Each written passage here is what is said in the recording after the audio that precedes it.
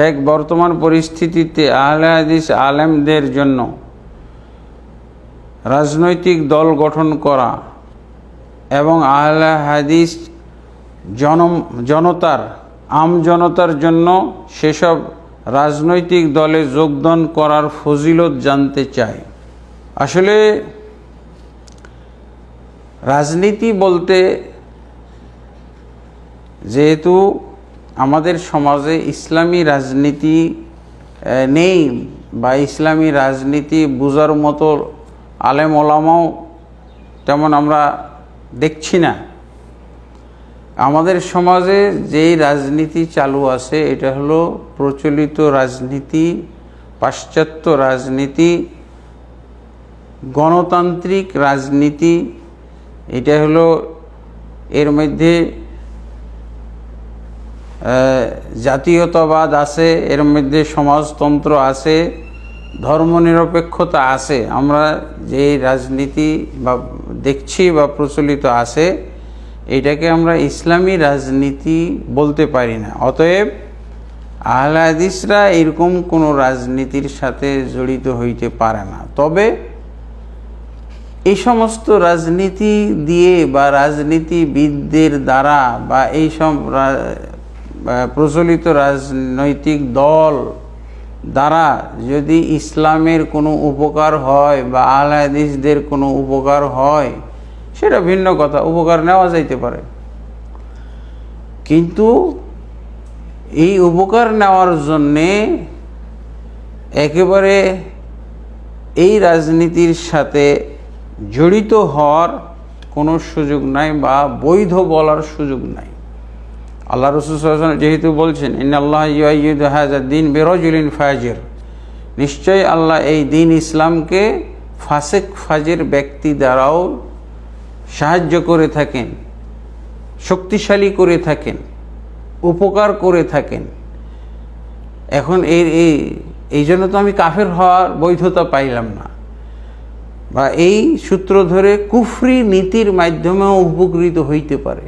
কুফরি নীতি যেটা আমি সাপোর্ট করতে পারি না, কিন্তু কুফরি নীতি চালু আছে, ডানে বামে সামনে পিছনে উপরে নিচে কুফরি নীতি চলতেছে। এই কুফরি নীতি দ্বারা কোনো উপকার যদি হয়ে যায়, এক শত্রু দ্বারা আরেক শত্রু যদি ঘায়েল হয়ে যায়, ধ্বংস হয়, এক জালেম দ্বারা আরেক জালেম যদি ধ্বংস হয়, তাহলে এতে ইসলামের উপকার হলো, মুসলিমদের উপকার হলো।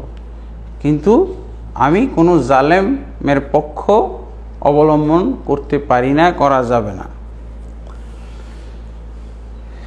এটা হলো ব্যাপার। আর এখানে আমজনতা, তাহলে আমি এদের সাথে এই পাশ্চাত্য রাজনীতি যারা চর্চা করে, যে সমস্ত দল চর্চা করে থাকে, তাদের দেখে অনুপ্রাণিত হয়ে আহলে হাদিস আদর্শের, আহলে হাদিস মানহাজের কেউ তাদের সাথে মিলে দল করতে পারে না।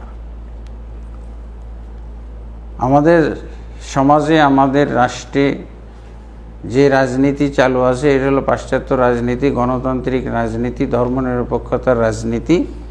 এখানে ভোটাভুটি হয়, পাগল ছাগলেরা ভোট দিয়ে একজন পাগলকেও হয়তো ক্ষমতায় বসিয়ে দিতে পারে, অথবা একজন কাফেরকেও ক্ষমতায় বসিয়ে দিতে পারে, একজন মুশরিককে ক্ষমতায় বসিয়ে দিতে পারে, একজন জালেমকে ক্ষমতায় বসিয়ে দিতে পারে, একজন ইসলাম বিরোধীকে ক্ষমতায় বসিয়ে দিতে পারে। সেই ক্ষেত্রে যেহেতু এই ভোটাভুটির মাধ্যমে কি নির্বাচনের মাধ্যমে তারা ক্ষমতায় আসে, তো যদি আহলে হাদিসদের এরকম ঐক্য থাকে, তারা যদি ঐক্যবদ্ধ থাকে, তাহলে তাদের ভোটগুলো যাকে তাকে না দিয়ে, নির্বাচনে এলোপাথাড়ি যাকে তাকে ভোট না দিয়ে, কোন ব্যক্তি যদি তারা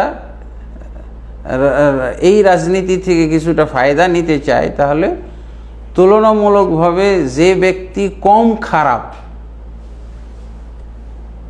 কম জালেম, কম ইসলাম বিদ্বেষী, ইসলামী বলা যাবে না, তাহলে ওই ব্যক্তিকে যদি তারা সমর্থন দেয় এবং এই সমর্থনের বিপরীতে যদি তার কাছ থেকে আহলে হাদিস আদর্শের কিছু আদায় করে নেয়, যেমন আমরা আমাদের এলাকায় কোনো মাজার রাখবো না, কোনো মূর্তি রাখবো না, কোনো প্রতিকৃতি রাখবো না, কোনো ভাস্কর্য থাকবে না, শর্ত করে দিলাম।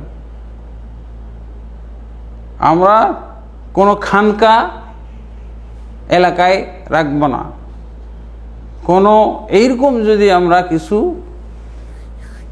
শর্ত দিয়ে তাদের কাছ থেকে স্বার্থ আদায় করতে পারি, হ্যাঁ, ভোটের বিনিময়, তাহলে এই সমস্ত রাজনৈতিক ব্যক্তিকে বা দলকে সমর্থন করা যায়।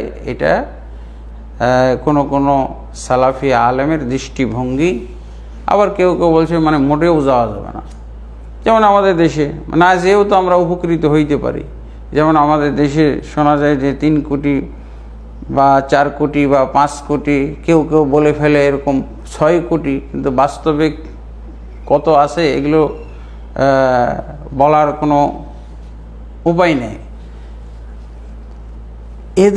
এরা যদি সত্যি আহলে হাদিস হইতো, আদর্শের আহলে হাদিস হইতো, কোরআন এবং হাদিসের প্রতি আমলকারী আহলে হাদিস হইতো, এরা তো কোনো এরকম পাশ্চাত্য রাজনীতি চর্চাকারী এরকম গণতান্ত্রিক ধর্মনিরপেক্ষ কোনো দলে যাইতো না, তারা আলাদা থাকতো।